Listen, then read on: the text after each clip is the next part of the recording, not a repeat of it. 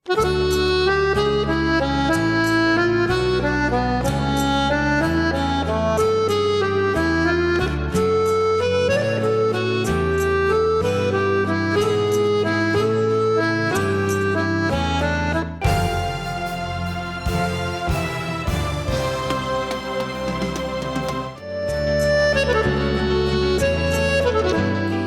এদের জীবন আনন্দে পূর্ণ। কোনো দুর্ভাবনা এদের আজ আর বিচলিত করে না। তার কারণ ইউথ হেলথ কোরের সহায়তায় এরা আজ আলোকপ্রাপ্ত। অথচ কয়েক বছর আগেও বয়ঃসন্ধিকালে শারীরিক এবং মানসিক পরিবর্তনের ফলে নানা কৌতূহল এবং দুশ্চিন্তায় এদের জীবন ছিল আচ্ছন্ন। অত্যন্ত স্বাভাবিক যে এই পরিবর্তনের ফলে তারা চিন্তিত হয়ে পড়ে, ফলে তারা তাদের জানার ইচ্ছাটাও খুব বেড়ে যায়। আমার যখন প্রথম মাসিক হয় তখন আমি মাকে বললাম যে আমার এমন হয়েছে। তখন আমার মা রাজ্যের লোককে ফোন করে জানালো যে আমার মাসিক হয়েছে, এখন কি করা উচিত। আমার দিদিমা বলল, কাউকে এ কথা অন্তত 1 বছর বলো না, ওরা কালা জাদু করে দেবে। আমিও কাউকে বলিনি, কেবল বন্ধুদের সঙ্গে এটা নিয়ে কথা বলি। বন্ধুরাও বলল এ কথা কাউকে না বলতে। ওরা এটাও বলল যে আমি বড় হয়ে গিয়েছি। বয়ঃসন্ধিকালে যুবদের বা আমাদের মধ্যে যেসব পরিবর্তন হয়, শরীরে পরিবর্তন হয়, তার জন্য তাদের মধ্যে একটা আলাদা কৌতূহলের সৃষ্টি হয়। এবং এই কৌতূহলের যে উত্তর, আমাদের আশেপাশে কী হচ্ছে, শরীরের কী পরিবর্তন হচ্ছে, তার উত্তর খুঁজতে তারা যায় বন্ধুদের কাছে। কিন্তু বন্ধুদের কাছেও অ্যাকুরেট ইনফরমেশন থাকে না, আর তাদের প্রশ্নের উত্তর হিসাবে সেই ভুল ইনফরমেশনই তাদের কাছে উঠে আসে।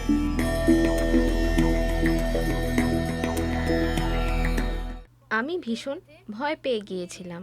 আমার মনে হয়েছিল আমি বোধহয় একমাত্র মেয়ে যার এমন হয়েছে। আমি খুব কাঁদছিলাম, ভগবানের কাছে প্রার্থনা করছিলাম যেন আমার কোনো ক্ষতি না হয়। YHCতে যোগ দেওয়ার পর বুঝতে পারলাম কেন মেয়েদের মাসিক হয়। মাকেও বললাম। মা প্রথমে শুনে বলল, ওখানে সব বাজে বাজে ব্যাপার শেখাচ্ছে, এসব বিশ্বাস করতে হবে না। মাকে আমি ভালো করে বোঝালাম।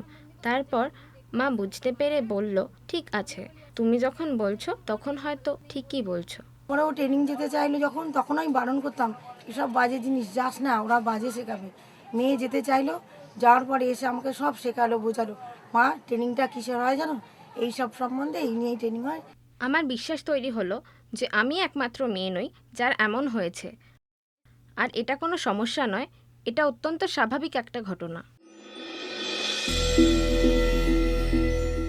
শুধু এই ধরনের তথ্য নয়, আরও অনেক তথ্য আছে যেটা তাদের জানার খুবই দরকার। যেরকম তাদের শারীরিক পরিবর্তন নিয়ে তো খুবই দরকার, মেয়েদের কেন, এবং ছেলেদেরও।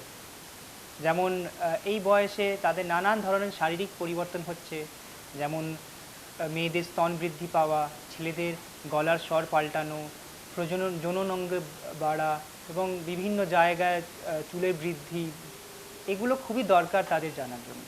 এইসব ছেলে মেয়েদের মধ্যে যেসব শারীরিক আর মানসিক পরিবর্তন এই সময় দেখা দেয়, তা নিয়ে বিভিন্ন রকম প্রশ্নের মাথায় সৃষ্টি হয়।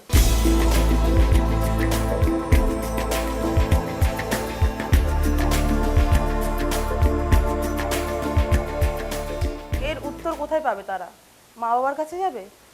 মা বাবার কাছে গেলে একটা ভীষণ বয়সের ডিফারেন্স দেখা যায় তাদের মধ্যে, যার জন্য ছেলেমেয়েরা প্রশ্ন করতে পারে না বা মা বাবারা উত্তর দিতে পারে না। আর এই সময় আরও একটা জিনিস দেখা যায়, হরমোনাল চেঞ্জেস বা আমাদের যে মানসিক পরিবর্তন হয় এই বয়সে, তার ফলে আমরা যে ছেলেরা মেয়েদের প্রতি বা মেয়েরা ছেলেদের প্রতি ভীষণভাবে আকৃষ্ট হয়, যার জন্য তারা একটা অন্য পথে চালিত হয়ে যায়।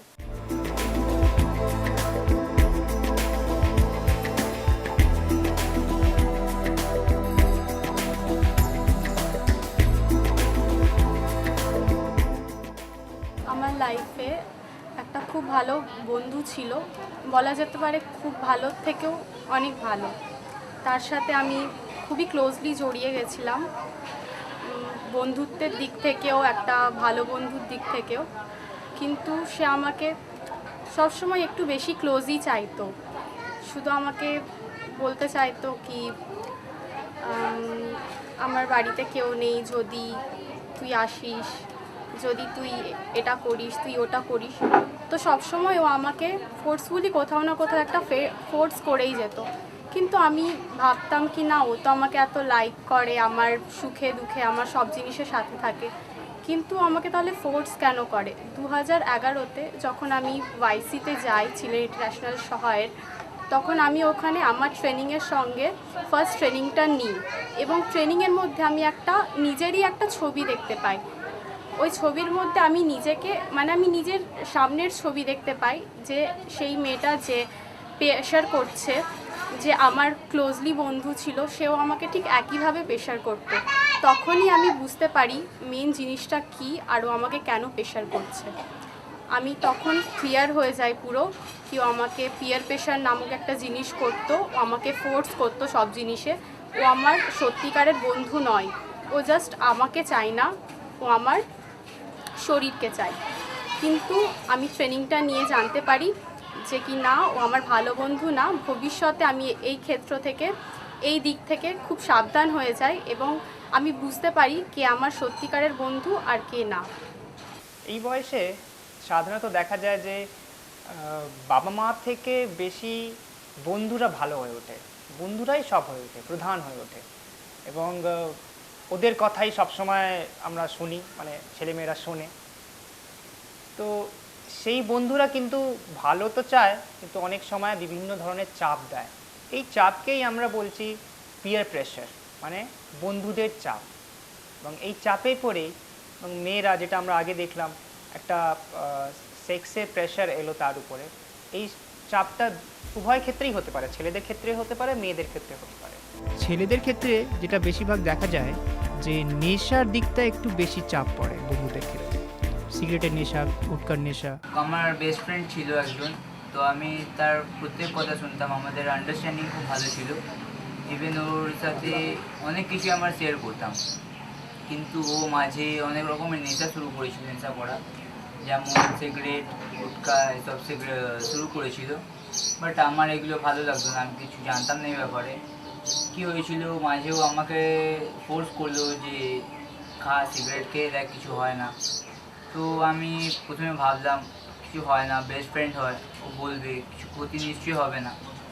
তো আমি খাওয়া শুরু করলাম ওর সাথে, কিন্তু ধীরে ধীরে ওটা মানে একবার দুবার খাওয়ার পর অভ্যাস হয়ে গেছিলো। সবাই আমার একটা খারাপ নজরে দেখতো, পাড়াতেও মানে কেউ ভালো মানে ওরা দেখতো না, কেউ এক বাজে ছেলে টাইপের হয়ে গেছিলাম। তখন কী হতো যে কেউ কথা বলতে চাইতো না বা কিছু, আমাকে সব ইগনোর করতো। তারপর ধীরে ধীরে যখন ওয়াইসি ট্রেনিংটা নিলাম, তখন অনেকেই জানে না এই ট্রেনিংয়ের ব্যাপারে, আমিও জানতাম না, শুনলাম যখন। তারপরে নিতে 2-4টে ওয়ার্কশপের পর জানলাম যে হ্যাঁ, আমাদের এই ট্রেনিংটা হলো এই টোব্যাকোর ওপরে। তো সেখানে আমি জানলাম যে এই ব্যাপারটাতে বা আমাদের লাংসে এই এফেক্ট করে বা এরকম, আমার শ্বাস নিতে কষ্ট হতো। তখন আমি ভেবেছিলাম মিথ্যে হয়, কিন্তু যখন আমার নিজের সাথে হলো তখন বললাম না, এটা মিথ্যে নয়। ইউথ হেলথ কোর, যেটা পপুলারলি আমরা বলি YHC, এটা এমন একটা ইনিশিয়েটিভ চিলেন ইন্টারন্যাশনাল দ্বারা শুরু হয়েছে, যেখানে নাকি আমরা যুবদের প্রজনন স্বাস্থ্য বিষয়ে বিভিন্ন তথ্য প্রদান করি। আমরা বলি যে এই বিভিন্ন ওয়ার্কশপ, বিভিন্ন ট্রেনিংয়ের মাধ্যমে আমরা বিভিন্ন বিষয় কভার করি। বিষয়গুলো যেমন প্রজনন অঙ্গ, মেনস্ট্রুয়েশন সাইকেল, যেমন ফার্টিলাইজেশন, কীভাবে মা হয়, কীভাবে গর্ভধারণ করা হয়, কীভাবে বাচ্চা নেওয়া হয়, এবং কীভাবে বাচ্চা না নিতে পারে, বিভিন্ন কন্ট্রাসেপটিভ বা যেটাকে আমরা বলি গর্ভনিরোধক প্রণালী। সাথে সাথে আমরা STI এবং HIV ব্যাপারেও তথ্য প্রদান করি। এবং আর একটা সবথেকে ইম্পর্টেন্ট বিষয় যেটা আমাদের মনে হয় যুবদের, যে সাবস্টেন্স অ্যাবিউজ বা টোব্যাকো সম্পর্কেও আমরা বিভিন্ন তথ্য প্রদান করি।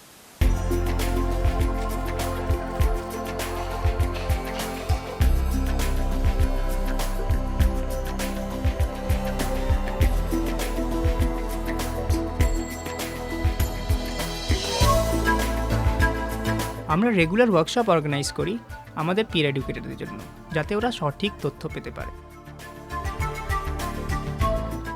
এই তথ্যগুলোই কিন্তু তারা সেন্টারে ফিরে গিয়ে তাদের পিয়ার কন্ট্যাক্টসদের সাথে মাল্টিপ্লাই করে। পিয়ার কন্ট্যাক্টস হচ্ছে তাদের যুব বন্ধু। আমি এখন ওয়াইসির একজন মেন্টার, আর এই মেন্টার পদে আসার জন্য আমি ওয়াইসি প্রোগ্রামের বিভিন্ন স্টেপসগুলো একের পর এক পার করে তবে আমি এখানে এসেছি এখন। ইউজুয়ালি যেটা এজ গ্রুপ বলা হয়, মানে ইউথ হেলথ কর্পের পার্টিসিপেট করতে গেলে একটা বয়স সীমা আছে। 13 থেকে 19 বছর অবধি ছেলেমেয়েরাই এই ইউথ হেলথ প্রোগ্রামে আসতে পারে। ওয়াইসির প্রথম স্টেপ পিয়ার কন্ট্যাক্ট।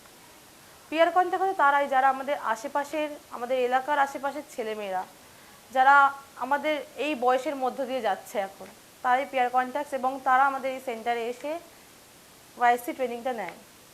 এই পিয়ার কন্ট্যাক্টদের মধ্যে অনেক ইউথ খুব ভালোভাবে ট্রেনিং নেয় এবং তাদের মধ্যে খুব ভালো নলেজগুলো আসে, তারা বুঝতে পারে কি শিখছি আমরা বা কি কাজে লাগবে। সেখান থেকে কিছু ভালো জনকে আমরা তুলে আনি পিয়ার এডুকেটর তৈরি করতে, যারা কি করে বাইরে গিয়ে এই ওয়াইসি ট্রেনিংটা নেয় এবং এসে ওরকমই আরও পিয়ার কন্ট্যাক্টসদের নিজেদের বন্ধু বান্ধবদেরকে ট্রেনিংটা দেয়। তারপরের লেভেলে আছে অ্যাডভান্স পিয়ার এডুকেটর। এই পিয়ার এডুকেটরদের মধ্যে কয়েকজন খুব ভালো পারফরমেন্স করে, আরও ভালো পারফরমেন্স, এবং তাদেরকে আমরা অ্যাডভান্স লেভেলে ট্রেনিং দিই। এত দূর অবধি থাকে আমাদের ট্রেনিং নেওয়া, এর পরের স্টেপ চলে আসে ট্রেনিং দেওয়া। অ্যাডভান্স পিয়ার এডুকেটর থেকে আমাদের বেস্ট কিছু ইউথকে নিই আমরা, যারা কিনা এবার চলে আসে আমাদের টিমে এবং ট্রেনিং দেয়, যে বাইরে বিভিন্ন ট্রেনিং হয় সেখানে তারা ফেসিলিটেট করে ট্রেনিং। তাদেরকে আমরা বলছি ফার্স্ট ইয়ারকে বলছি ট্রেনিং কো ফেসিলিটেটর।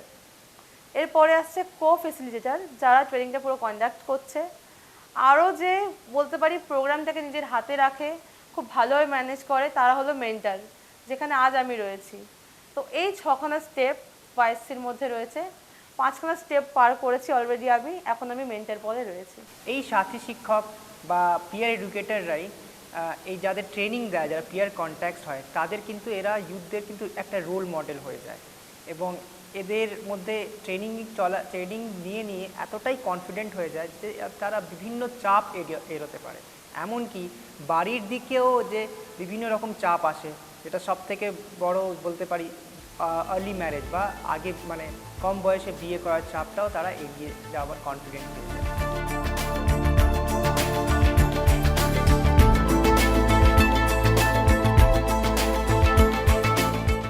একদিন আমি স্কুলের প্র্যাকটিক্যাল পরীক্ষা ছিল জিওগ্রাফির, তো সেদিন এই ঘরেই বসে বসে জিওগ্রাফি করছিলাম, প্র্যাকটিক্যালটা করছিলাম, তো আর সঙ্গে গানও করছিলাম, আর স্কুল ড্রেস পরাও ছিলাম, মানে প্র্যাকটিক্যালটা শেষ করে আমি স্কুলে যাব। এরকম সময় হুট করে আমার মা এসে, আমি খুব জোরে জোরে গান করছিলাম, গান করতে করতে লোকগুলো হুট করে কতজন ঢুকলো, ঢোকার পরে আমার মা আসলে এসে আমাকে বললো, মানে মুখটা চিপে ধরে বললো যে গান করিস না। আমি বললাম কেন? বললো তোকে দেখতে এসছে। তো আমি প্রচণ্ড মানে কীরকম ভয় পেয়ে গেছিলাম, কারণ এর আগে আমাকে এরকম কিছু আমার সাথে ঘটেনি। তো আমি গানটা জাস্ট স্টপ করলাম, তারপরে স্কুল ড্রেস পরাই ছিলাম, তো আমার পাশের ঘরে তারা বসা ছিল, তাদের কাছে গেলাম। আমি গিয়ে মানে কী করবো না করবো আমি কিছুই জানি না, তো আমাকে গিয়ে বসতে বলেছিল। আমি জাস্ট খাটের উপর একবার বসছি, তো একবার চেয়ারে বসছি, আমি কিছু মানে সেরকমভাবে কিছু আমি বুঝতেই পারিনি। তো আমি যেরকম বসতে বলেছিল সেরকমভাবে গিয়ে বসলাম। তো আমাকে জিজ্ঞাসা করলো তোমার নাম কি। আমার 11টা থেকে পরীক্ষা ছিল, তখন 11:07 হয়ে গেছিলো। তো আমি ঘড়ির দিকে তাকিয়ে ওদের সামনেই কেঁদে দিয়েছি। আমি বলছি আমার 11টা থেকে পরীক্ষা, তো আমি যাব করে কোনো রকমে ওদের কিছু না বলেই বাইরে বেরিয়ে এসেছি। তো পরবর্তীকালে শুনলাম কি যে ওটা আমার মানে বিয়ে ঠিকঠাক করার জন্য এরকম সম্বন্ধ নিয়ে এসেছিলো। তো তখন আমার বাড়ির থেকে মানে সব ঠিকঠাক করে দিয়েছিল কি আমার বিয়ে মানে দেবেই বা দেবেই। তো তারপরে বাড়ি থেকে যখন এরকম প্রেশার দিল, তো তারপরে আমি ওয়াইসি ট্রেনিংয়ে গেছিলামও। তো ওখান থেকে আমি জানতে পারি কি আমি ওখানে গিয়ে আমার সাহস বেড়েছে, প্রতিবাদ করার ক্ষমতা বেড়েছে।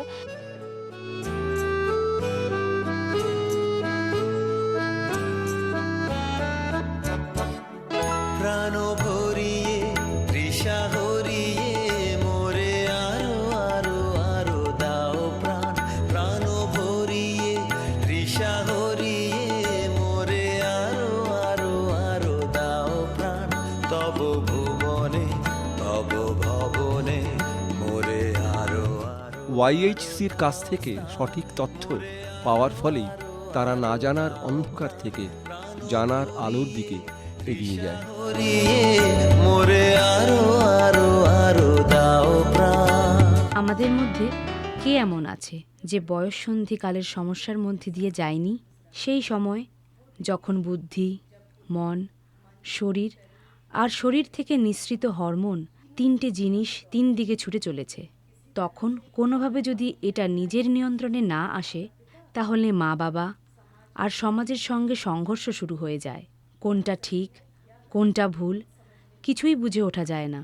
এই সময় কোথায় যাব, কে এমন আছে যে নিরপেক্ষভাবে আমার কথা শুনবে, বুঝবে আর আমাকে সঠিক উত্তর দেবে? এই সব প্রশ্নের উত্তর আমরা পাই না, অথচ আমরা বড় হয়ে উঠি।